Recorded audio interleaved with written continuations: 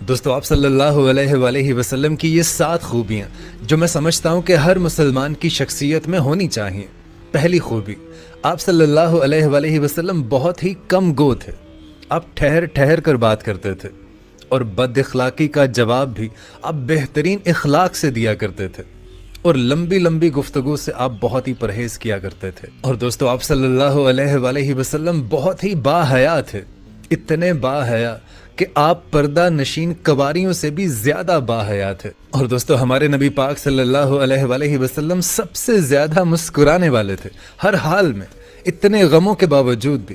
ہجرت مکہ کے موقع پر جب ہر طرف دشمنوں کا گھیرا تھا، سفر کی مشکلات تھی، اپنا وطن عزیز مکہ چھوڑنے کا اتنا غم تھا، لیکن پھر بھی اس موقع پر بھی آپ حضرت ابو بکر صدیق رضی اللہ تعالیٰ عنہ سے بولے، تسلی دی کہ نا امید نہ ہو، اداس نہ ہو۔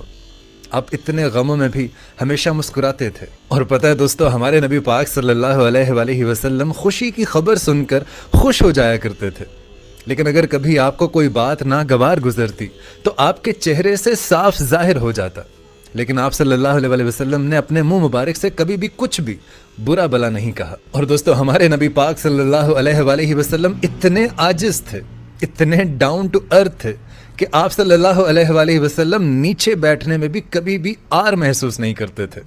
2 جہانوں کے سردار، اور نیچے بیٹھنے میں کبھی بھی وہ آر محسوس نہیں کرتے تھے۔ اور کوئی بھی غلام اگر آپ کی دعوت کرتا تو آپ کبھی بھی اس کو انکار نہیں کرتے تھے، آپ غلاموں کی دعوت بھی قبول کر لیتے تھے، اور معمولی سے معمولی کام بھی آپ صلی اللہ علیہ وآلہ وسلم خود کیا کرتے تھے۔ بیواؤں اور مسکینوں میں بیٹھتے تھے، ان کے بھی کام کر دیا کرتے تھے۔ اور ہمارے نبی پاک گدھے کی سواری بھی کر لیتے تھے۔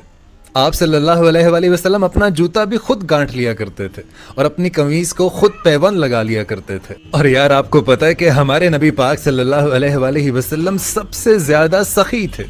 آپ کبھی بھی دوسروں کو منع نہیں کرتے تھے، آپ ہمیشہ دوسروں پر خرچ کرنے والے تھے، اور اگر کبھی آپ کے پاس کچھ نہ ہوتا تو آپ ادھار لے کر دوسروں کی مدد فرما دیا کرتے تھے۔ اور دوستو آپ کو پتہ ہے کہ ہمارے نبی پاک اتنے صابر تھے، اتنا صبر کرنے والے تھے کہ اپنے تمام بیٹوں کی وفات پر بھی کوئی شکوہ نہیں کیا، کوئی برے الفاظ منہ سے نہیں نکالے۔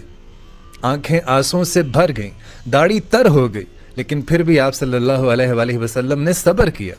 اور آپ صلی اللہ علیہ وسلم نے فرمایا کہ دل غمگین ہے اور آنکھ سے آنسو جاری ہیں، لیکن ہم زبان سے وہی کہیں گے جو ہمارے رب کو پسند ہے۔ اور دوستو پتہ ہے کہ ہمارے نبی پاک صلی اللہ علیہ وآلہ وسلم ہمیشہ معاف کرنے والے رہے۔ آپ نے کبھی بھی اپنی ذات کے لیے کسی سے کوئی بدلہ نہیں